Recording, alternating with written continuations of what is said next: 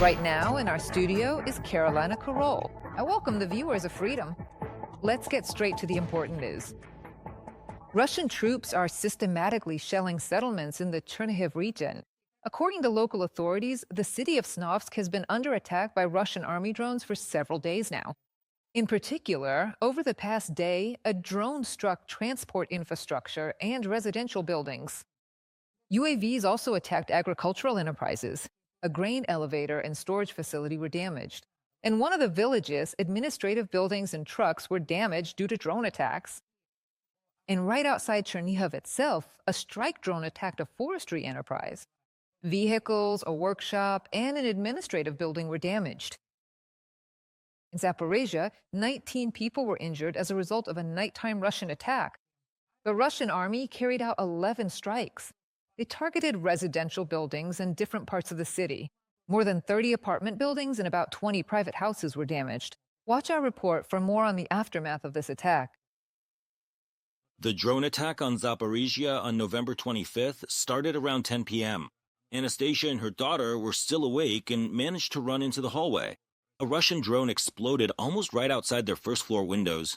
The neighboring house caught fire, and their apartment was showered with shrapnel. She hears, The woman, who is present among a group of people, takes a brief moment to collect her thoughts before she begins to speak. As she opens her mouth, her voice emerges, drawing the attention of those around her. The people nearby turn to listen, aware that what she's about to say carries significance. With a calm and steady tone, the woman expresses her thoughts, ensuring that her message is clearly understood by everyone present. In another neighborhood, a Russian drone crashed into a 5-story building. At the moment of the strike, Viktor Ivanovich was in his apartment and saw how the explosion blew out the windows and nearly destroyed the roof of the neighboring house.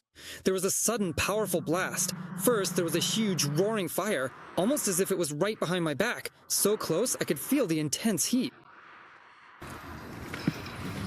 And then I got up to look over here, and when it went off, it was just like the roof really lifted, but not very high. Another one of the drones crashed into the wall of a university dormitory. A fire broke out in the rooms. The blast wave shattered several hundred windows in the dorm itself and in other buildings on the student campus. Fortunately, at the time of the attack, there was absolutely no one present in the damaged wing of the building. This meant that, thankfully, no individuals were in harm's way or at risk during the incident. So no one was hurt. Everyone is alive and well. No one was even injured. But the facility suffered serious damage. The heating system was torn apart. We cut off the electricity and shut off the gas because the gas pipe was also damaged. Right now, the inspection of the floor slabs is ongoing, since the impact was directly at the slab. As a result of the attack, power lines and gas pipes were damaged in several neighborhoods. City utility services are restoring communications, clearing debris, and carrying out urgent repairs in residential buildings. Olev Pritikin, Boris Yakovenko from Zaporizhia for Freedom TV channel.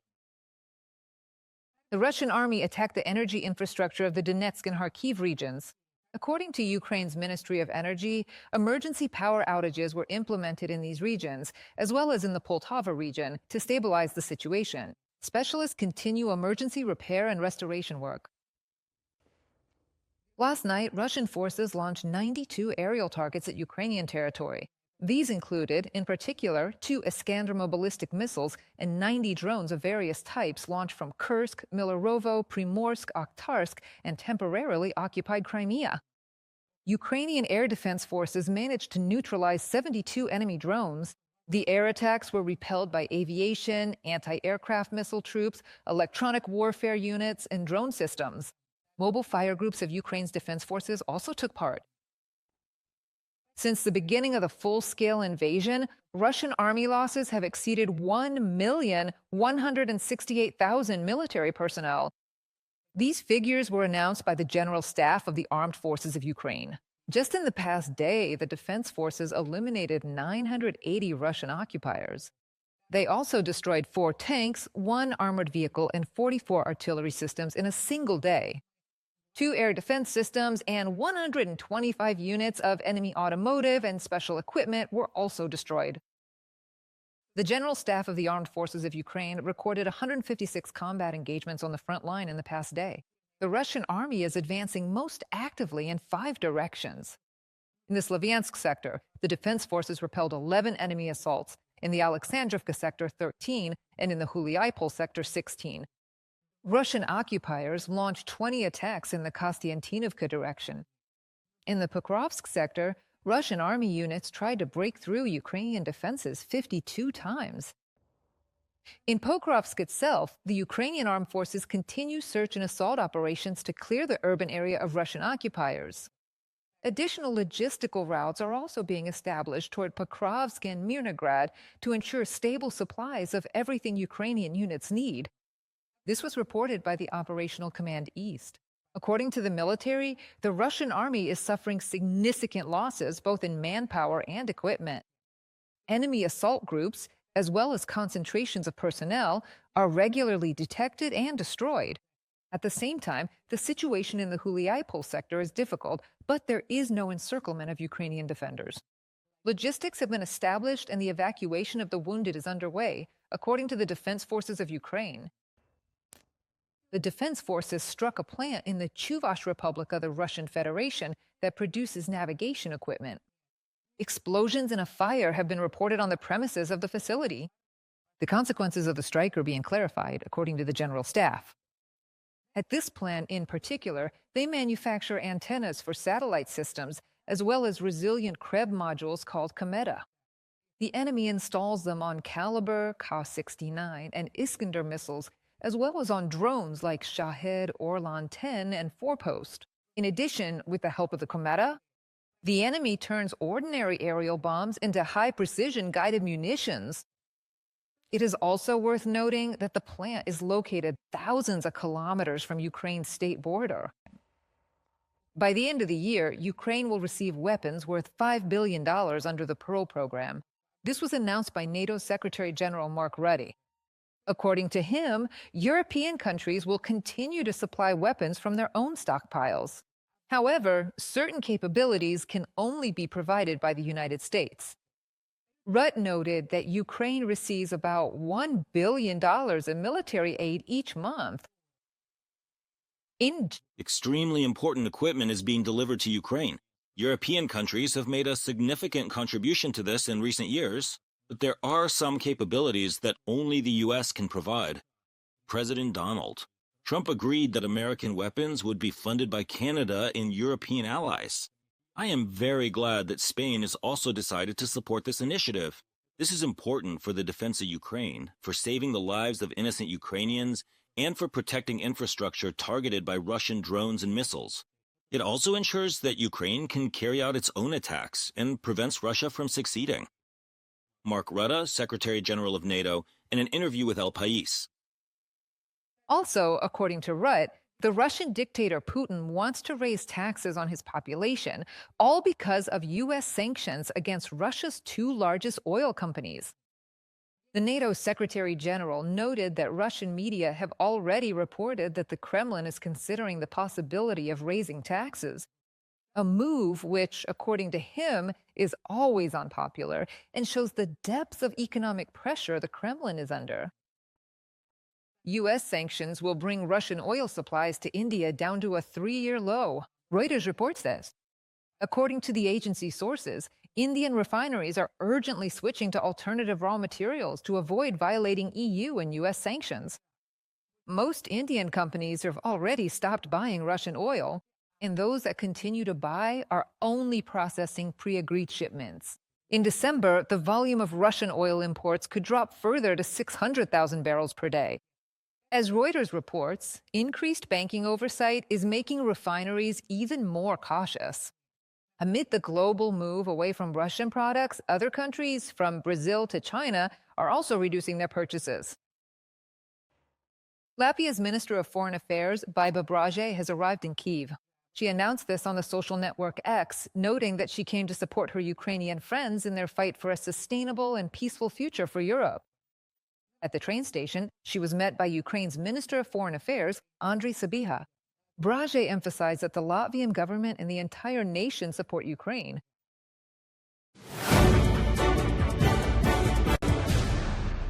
As usual, I'd like to suggest a topic for discussion. A peace agreement between Ukraine and Russia would still need to be approved by Europe since it affects European interests and sovereignty. This was stated by German Chancellor Friedrich Merz, as quoted by The Telegraph. According to Merz, any plan that concerns Europe requires its consent. Germany continues to support Ukraine. He also noted that Germany is striving for a swift ceasefire, a just and lasting peace for Ukraine and security for Europe. We will not weaken our support for Ukraine. We will support the Ukrainian people for as long as it takes. And we want to use the frozen Russian assets specifically for this purpose. Putin must realize that he has no chance of winning this war at the cost of European freedom and peace. This is the guiding principle of our policy, especially regarding Ukraine. We want this war to end as soon as possible.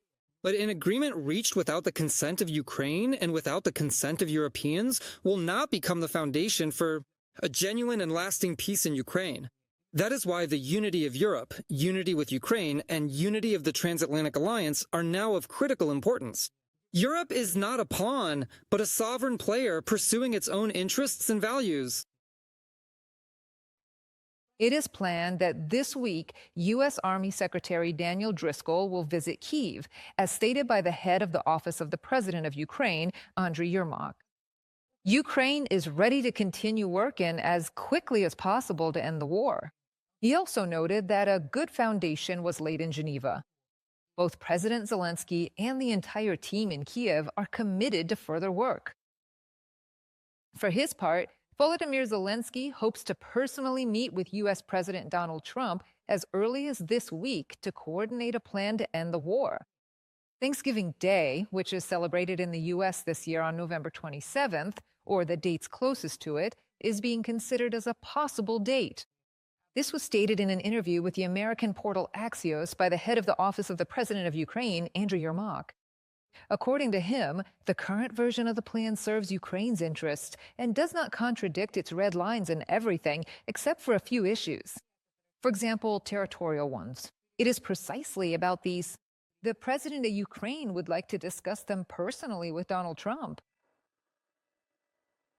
The principles of this document can be developed into deeper agreements, and it is in our common interest to ensure that security is real. I am counting on continued active cooperation with the American side and with President Trump. Much depends on America, because it is American power that Russia pays the most attention to. Meanwhile, U.S. President Donald Trump is ready to personally meet with Ukrainian leader Volodymyr Zelensky and Russian dictator Putin. But only when the peace plan is fully agreed upon or is at its final stage. Trump announced this on the social network Truth Social. He noted that his team has made significant progress on the agreements over the past week. To finalize the document, Trump will send his special envoy next week, Steve Witkoff, to Moscow for negotiations with Putin. And U.S. Secretary of the Army Dan Driscoll is expected to meet with the Ukrainian side. Over the past week, my team has made significant progress on ending Russia's war against Ukraine. The original 28-point peace plan developed by the United States has been revised to include additional proposals from both sides. Only a few issues remain. There are still a few points where there is no agreement. I hope to meet with Zelensky and Putin in the near future, but only when the agreement to end the war is final or in its final stage. Donald Trump, President of the United States, on the social network Truth Social. The top priority for the EU is a peace agreement that will provide real security for Ukraine and Europe. This was stated by European Commission President Ursula von der Leyen during her speech at the European Parliament. According to her, the agreement should not impose restrictions on the Ukrainian armed forces. And the second key priority is the unconditional respect for Ukraine's sovereignty and the inadmissibility of changing its borders. The key priority is that any agreement must ensure a just and lasting peace, and it must guarantee real security for both Ukraine and Europe. As a sovereign state, Ukraine can't have any restrictions on its armed forces that would make the country vulnerable to future attacks. And this applies to both deterrence and the security of Europe. After all, Ukraine's security is Europe's security. That is why Kyiv needs reliable, long-term, and trustworthy security guarantees. British Prime Minister Keir Starmer, during a virtual meeting of the Coalition of the Willing, gave an optimistic assessment of the latest negotiations on reaching a peace agreement between Ukraine and Russia. According to the UK Prime Minister, progress has been made, and the details have become known in recent days. Right now, Ukraine, the US, and Europe are moving in the right direction, according to Starmer. We all want to see a final end to Russia's barbarism in Ukraine and a just and lasting peace. These are our guiding principles, especially in recent days. And as all colleagues from the Coalition of the Willing know, both of these words, just and lasting, carry enormous significance. Putin is only pretending to cooperate with Trump and to be willing to make concessions to the U.S. for economic gain. This was stated by Mikhailo Podolyak, advisor to the head of the Office of the President of Ukraine, on Freedom TV. At the same time, Putin is increasing provocations in Europe and stepping up attacks on civilians and critical infrastructure in Ukraine. Despite the fact that the Kremlin keeps talking about its supposed readiness for a peaceful diplomatic resolution, Putin is turning the country more and more into a classic military autocracy. In other words, there are no options or political alternatives inside Russia. And of course, I want to emphasize again, he is not interested in stopping the war. For Russia, any peace plan is extremely disadvantageous. In other words, they can play at pretending. They believe that Ukraine would not be ready for a full-fledged negotiation process, even though Ukraine has repeatedly emphasized that it is ready for such a process. And accordingly, the war, because Putin has repeatedly stated this in recent days, the war will continue. Why? Because he believes he has enough resources for mass killings in Ukraine. Subscribe to The Gaze and stay updated on the most important events, top news from Ukraine and all over the world, in-depth analysis, exclusive reports and interviews, all on hand in our channel. Join our community of viewers and stay tuned.